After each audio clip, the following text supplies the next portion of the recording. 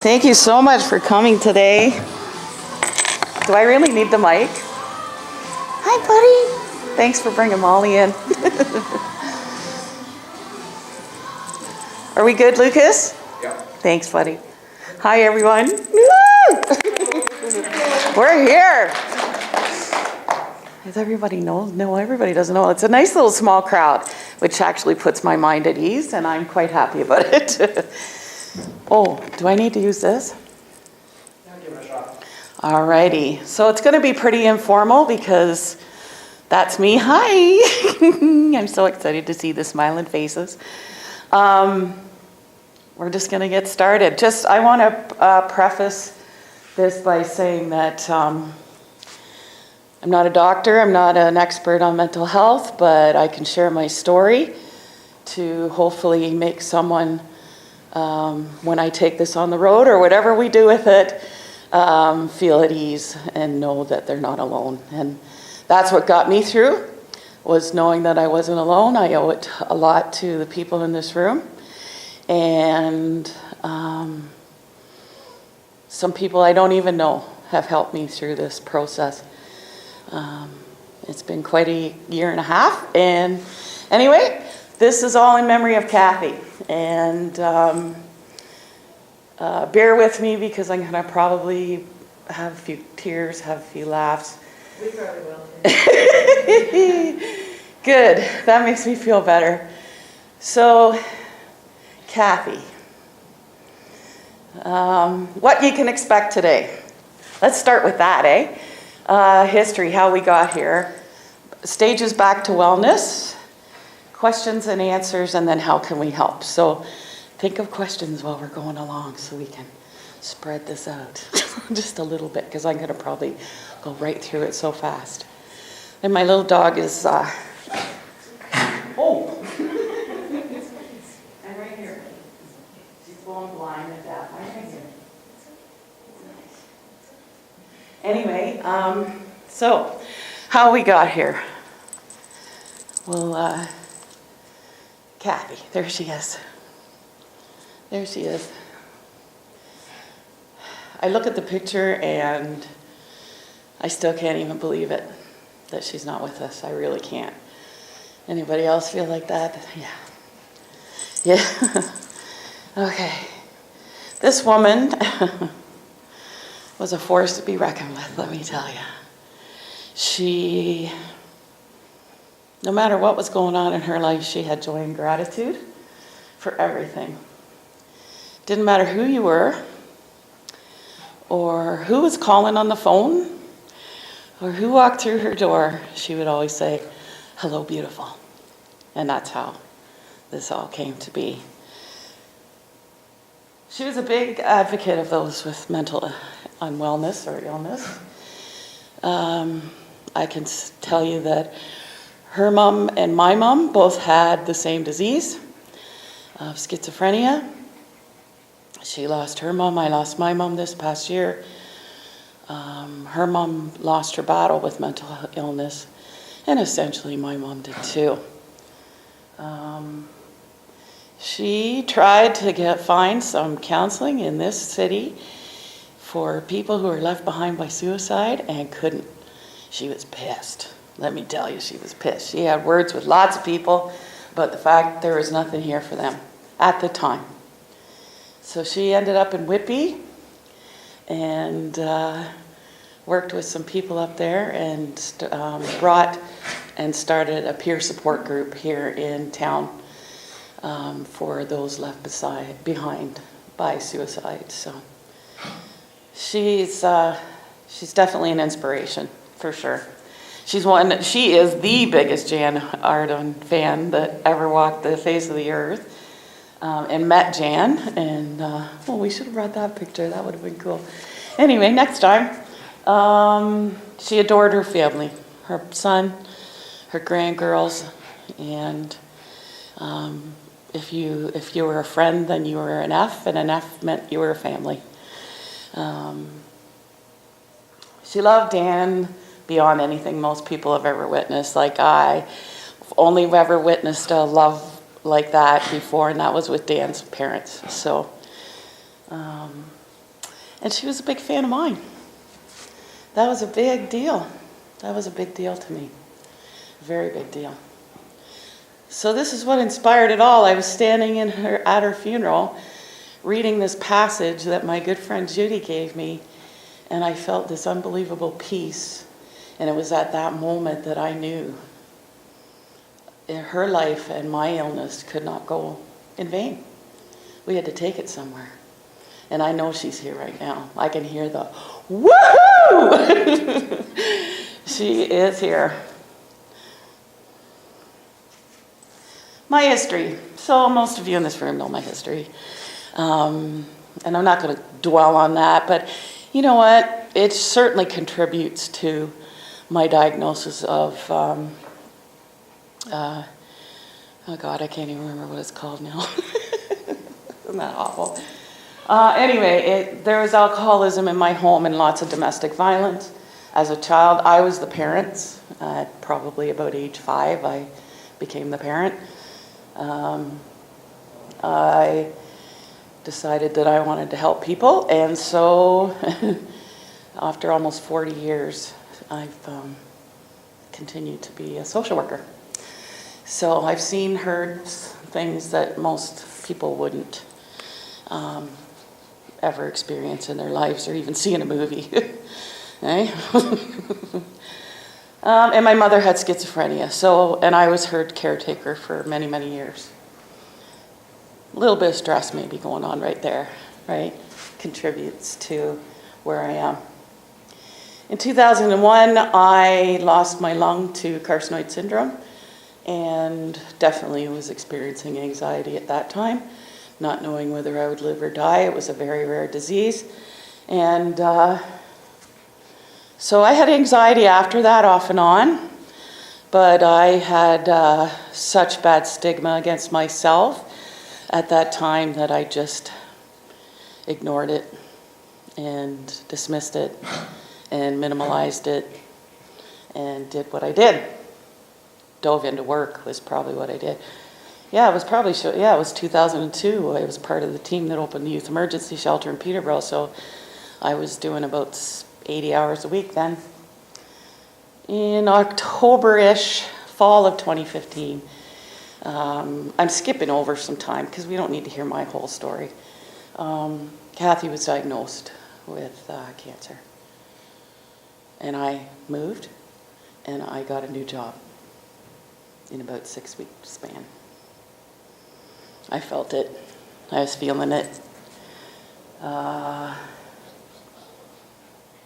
I went to a dentist appointment, and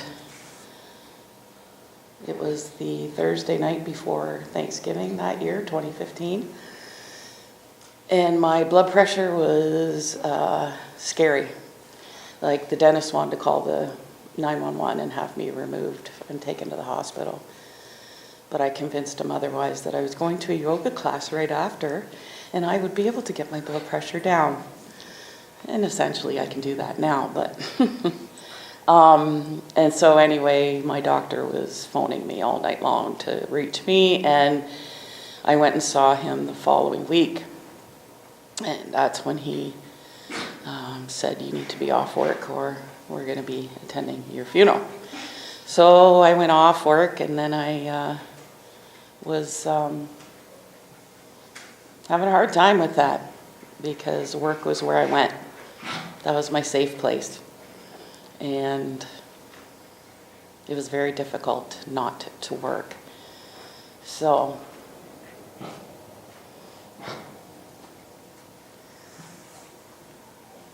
I had to admit that I was sick, afraid, and in despair. It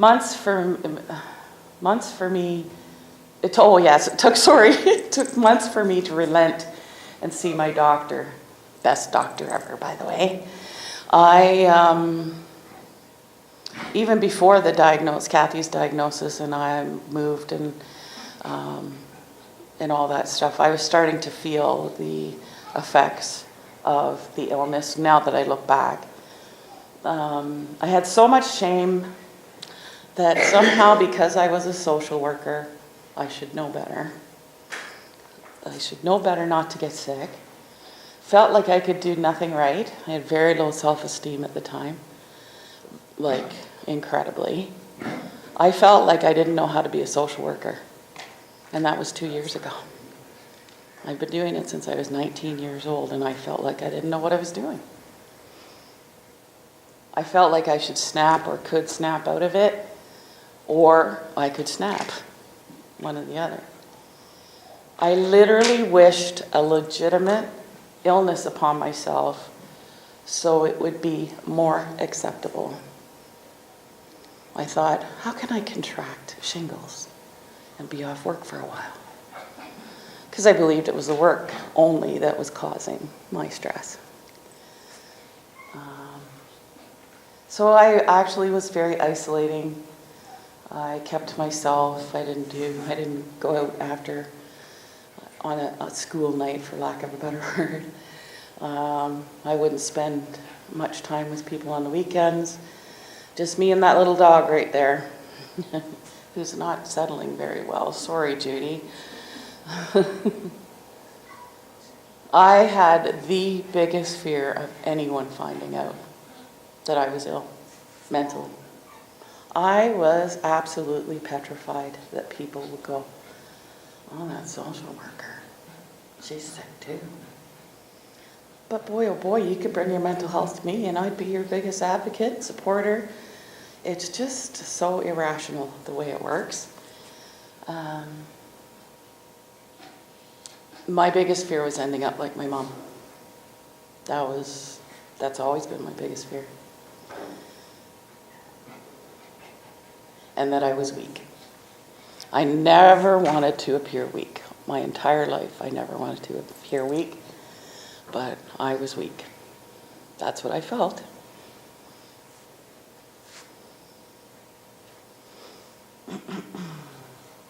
So what my sick looks like isn't what everybody's sick looks like. I had dangerously high blood pressure, and am I messing up, Lucas? I'm just thinking, okay. Dangerously high blood pressure, heart palpitations from here to next Tuesday, let me tell you. My memory, oh my God, it was scary. That my friends that were walking with me and going out with me back in the initial days of diagnosis, or even before they diagnosed me, will remember I couldn't complete a sentence. That's how ill I was. Nightmares, holy cow. I was afraid to go to sleep because all these traumatic events that occurred in my personal life and in my professional life were coming up at 2 a.m. And they would flash, flash, flash. It was brutal. It was brutal. The fatigue is daunting. I've never felt that kind of tired in my life. And I still have that a lot. But the isolating was I have some amazing friends who continue to put up with my nonsense despite me being very difficult at times with my isolation. So, fear of crowds, oh my God, there's people in this room that had experienced that with me. As you all know, I love to sing, and I went to, what's it called? Choir? Yeah. We went to a choir where you go in, there's hundreds of people there. There was like a couple of hundred that night because we were singing Leonard Cohen's Hallelujah. So a lot of people showed up for it. I was very excited about it because it was a song. And I got there and got the lyrics and had to run out the door. It was just I couldn't handle it. It was like everybody's voice was like, whoa, it was too much stimulation. I couldn't drive near triggering places, not even close. The closest I could get to where I work was Dance House, and I probably wouldn't even got there, which I work at the corner of Tower Hill and Chemong, and I saw that work as the biggest trigger at the time for my stress, so I couldn't go near there. My expectations that I still should snap out of it were way too high. Way too high. No one, anyway, that's neither here nor there at this point. All my social work skills went out the window when it came to me. It's funny how that happens. So I would oversleep and then I couldn't sleep, and then I would oversleep and I couldn't sleep. Had obsessive thoughts. Will I get fired? Who cares if I do? Oh my God, I can't get fired. And a vicious cycle like that. And that was just one specific incident or one area of my life. So baby steps. Aren't they the cutest feet?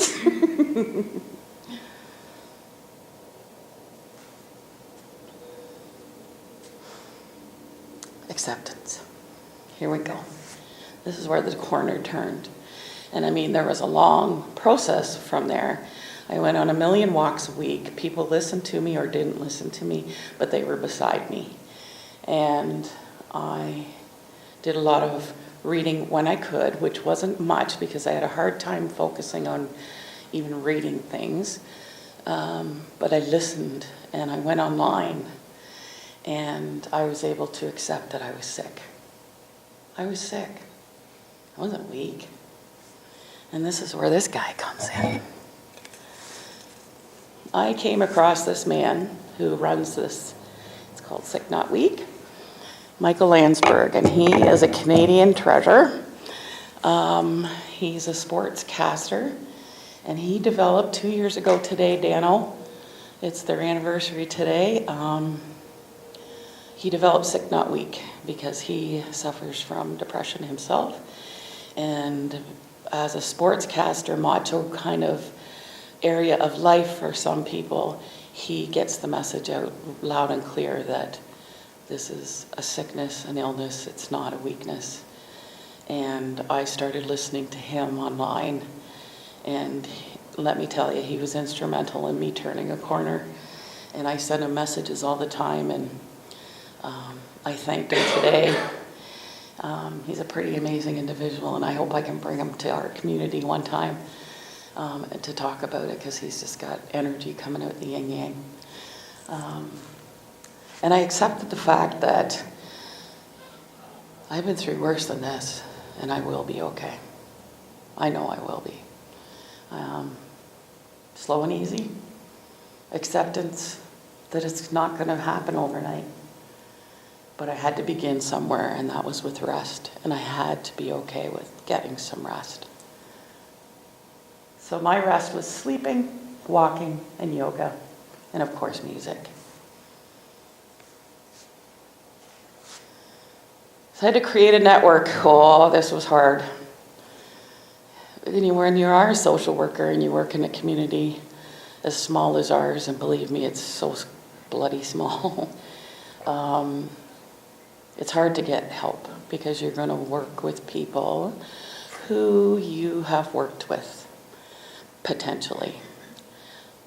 I have the most amazing doctor in the world, I swear to God, and his medical team is amazing, and he assured me he would find me someone to get started that I wouldn't have worked with on a professional level. And so that began. So I made connections that way, professionally, online, and I started to admit to people that I was sick, and that I just needed them to be okay with that. When I did time out or isolate, I had to make sure I had to plan to get out at least once a day, and that was usually for a walk. And most of them were alone, and some of them weren't. It depended. And sometimes I had to stop 1 million times during the walk just to get a breath. I then went on to realize that nobody's going to drive this train but the conductor, and I have to conduct this. So I had to take ownership and be my own advocate. I knew this, like, everybody that's ill this way needs to be a squeaky wheel or have an advocate that can be, because services are out there.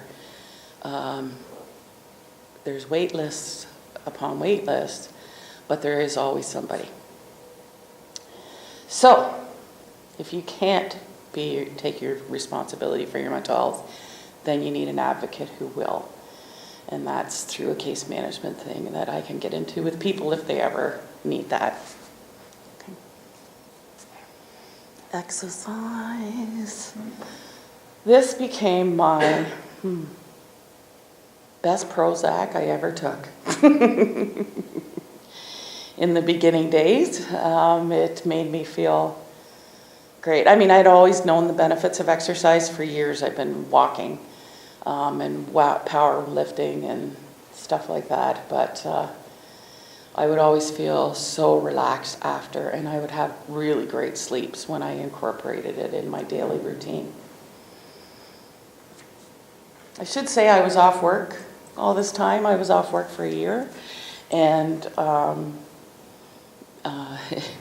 that's when you know, and I was able to do that with the support of my employer as well as an insurance company, and that's when you know this mental health is starting to get recognized as an illness and not a weakness, because insurance companies and employers are, and believe me, it was a shock that my employer, it was a shock to me, and it might not be, but anyway, it was a shock to me that my employer supported it, not even knowing why I was off, but they did. Okay, so this was the biggest turning point for me. The biggest turning point for me was when I finally allowed myself and gave myself permission to be sick. If I had cancer or if I had a back injury, I would definitely allow myself to lie down and be recovering. Or not lying down and going to physiotherapy or whatever. So I took the heat off myself that way and decided the pressure needed to go out the window, because that was actually making my symptoms worse, because I was expecting myself to go back to work after a month and it wasn't going to happen. My doctor looked at me one day and said, most major depressive disorders require minimally 1 year to recover. And this was a major depressive disorder. It was cumulative post-traumatic stress disorder. There's the word. I had to remember that Rome wasn't built in a day. I said that already, sorry. Even though I had high expectations and determination to get well, I had to remember that this was making me sicker by putting the pressure on myself. Taking the pressure off and allowing yourself to walk for 15 minutes a day, there are a multitude of benefits. If you can't get out of bed, that's a different story, because as my doctor cited, out of 50% of his patients who have a depressive